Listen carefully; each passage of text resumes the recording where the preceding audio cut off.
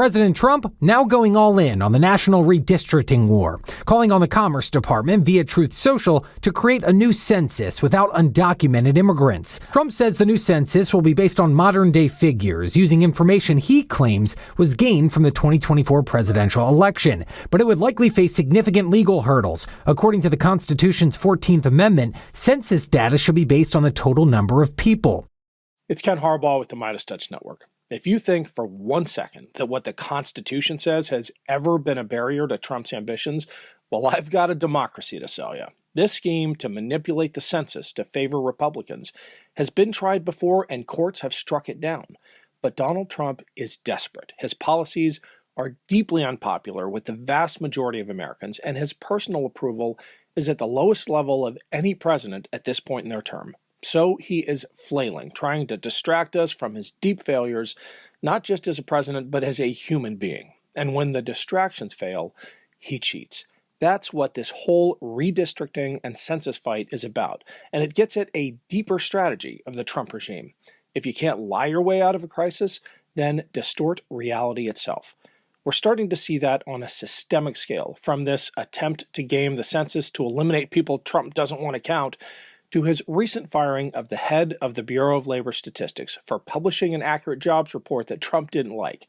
This is the kind of behavior you see in third world dictatorships, firing people for telling uncomfortable truths. We are now so far along the path of authoritarian creep that I had to get Kris Goldsmith to weigh in. As usual, he does not disappoint. Here's our conversation. Welcome to the Ken Harbaugh Show. We've got Kris Goldsmith back. He's the founder of Veterans Fighting Fascism, which tracks and holds accountable fascists, extremists across the country. Kris, it feels like we're at the stage now of authoritarian creep / democratic backsliding, where the authoritarians are not just lying and trying to make us believe things that aren't true. They're changing the facts themselves. Mm-hmm. They are removing statisticians, government professionals, for telling the truth. And now we have this latest threat from the president to redo the census, to rig the 26th election. Basically, it comes down to that. Yeah.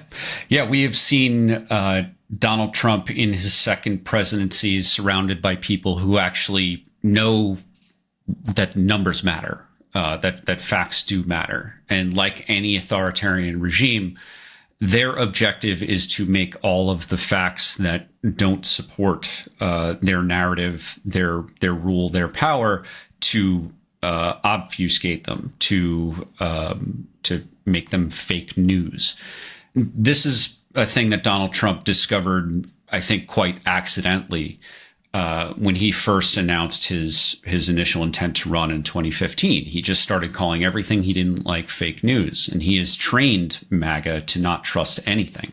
But now that he's in a position of power and he's surrounded by people who understand the value of data, they are helping him destroy truth, broadly speaking, from the United States government. And, that's not just at the Bureau of Labor and Statistics to talk about the warning signs of an economy that could collapse due to Donald Trump's tariffs, but it's also rewriting history, literally, like going into museums and reorganizing them so that they tell a white nationalist story instead of one that is inclusive and acknowledges America's failures and sins of the past. Did you follow this story? A little bit off track, but speaking of rewriting history, did you follow this story of Hegseth ordering the restoration of the Grateful Slave monument at Arlington? I want to get back to the BLS stuff, but I mean, this shocked me, even for Pete Hegseth, to restore a monument that it has been deeply offensive since the day it was cast. Yeah, that is news to me as of right now. But it is entirely, fitting. Like he has been on a mission since before he was ever considered for the position, when he was still just a Fox News host. He's been talking about the importance of restoring honor to the Confederate traitors of the United States who tried to destroy our country, our Constitution, and started a war, and that resulted in the deaths of countless Americans, free and enslaved. for no reason other than to maintain the institution of slavery here in the United States. So I'm not surprised. No, yeah, I shouldn't be, but I was. We'll do a special hit on that. You and I obviously have been sounding the alarm about authoritarian creep for years now. I never thought, though, that the Bureau of Labor Statistics would be making headlines. I mean, when it comes to those deep gears within government being manipulated to literally change the facts of government, things like the Consumer Price Index, we're in bad shape. I mean, it's no longer just playing with media mergers through the FCC and things like that. It's the mechanics of government that they're into, changing potentially the Consumer Price Index and all of the things that the BLS touches. Yeah. Go for it. I don't think that any one person is fully aware of all of the data that is being destroyed and the data collection tools that are being destroyed by the Trump administration. I think that they're probably destroying more than any one person can pay attention to. They are doing things like decommissioning or destroying or ordering the destruction of satellites that are currently in orbit collecting data on things like climate, because it does not the facts of climate change and things like CO2 detection are not convenient for a fascist regime that wants to prioritize short-term profits by producing more pollution than prioritize the national security, because climate change is a national security issue of our nation. The fact is when they start taking down these satellites that again are already up there, are already collecting valuable data, when they start decommissioning them, ordering them to come and crash into our atmosphere and be destroyed, we cannot repair that.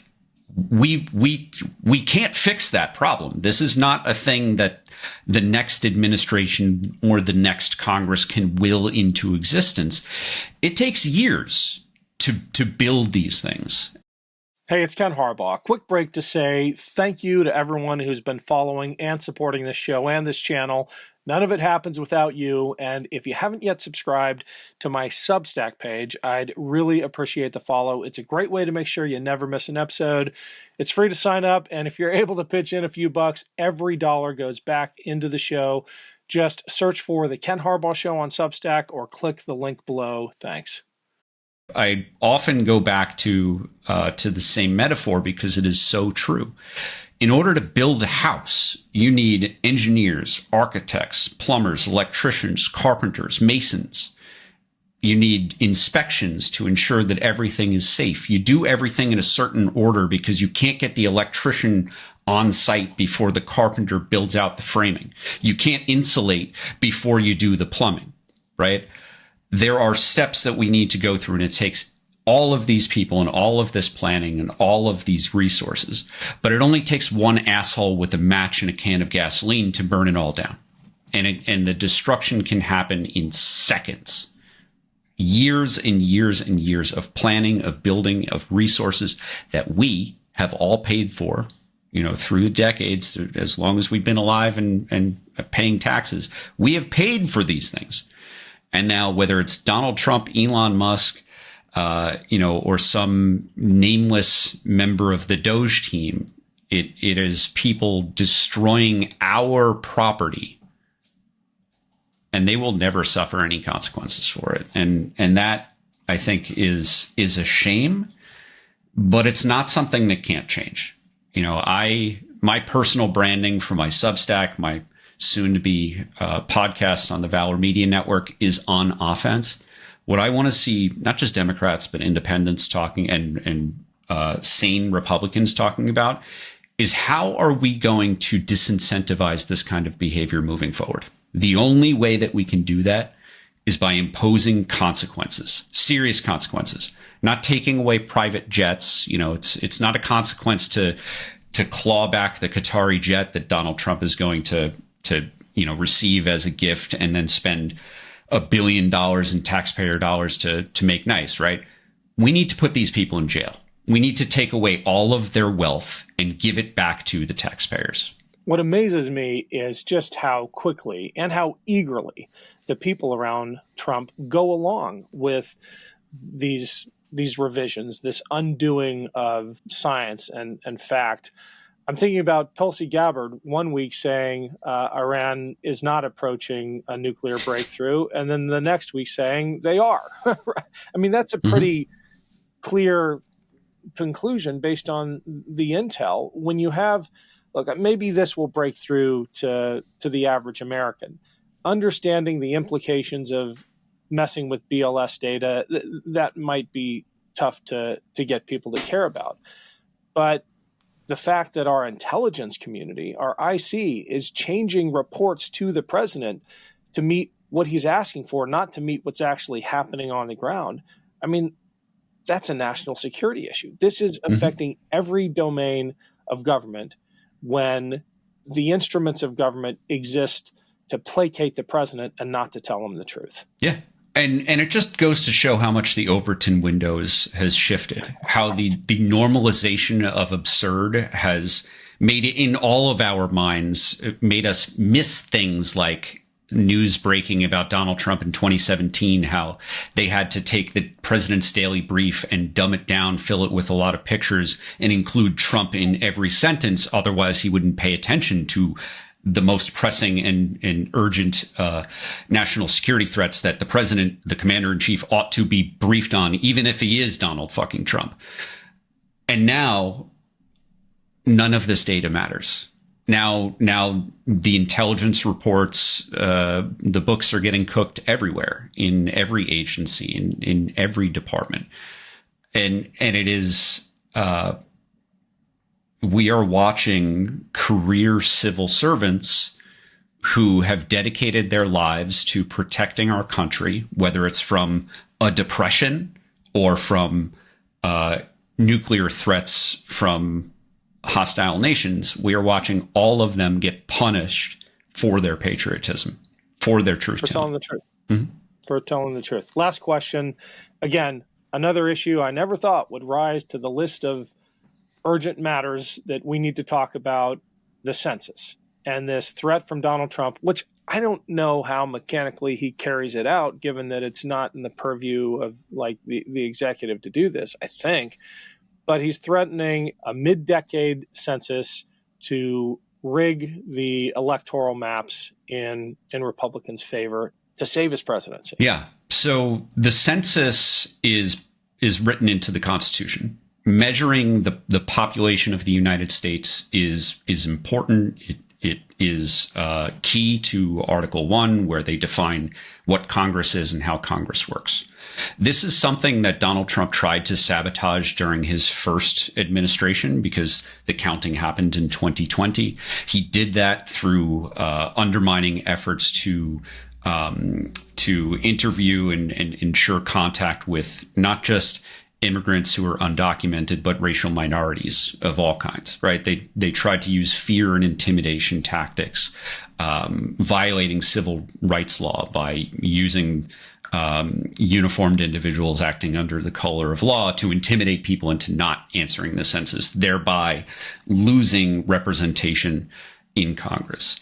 Donald Trump now understands, or at least certainly the people around him understand, the value of the census, of reapportionment, of who gets counted for representation in the United States. And they are going to take every effort that they can to exclude not just undocumented immigrants, but all immigrants and all people of color. Their objective is to make us a white ethno-state. And I know that people think that this sounds alarmist and it sounds extreme, it sounds exaggerated, but it's not. If you just look at a timeline of what Donald Trump and his past administration and current administration are doing, removing black soldiers, and Native veterans from monuments and from the walls of the Pentagon. They are trying to erase people of color from this country, both historically and in the future. Kris, as always, great having you.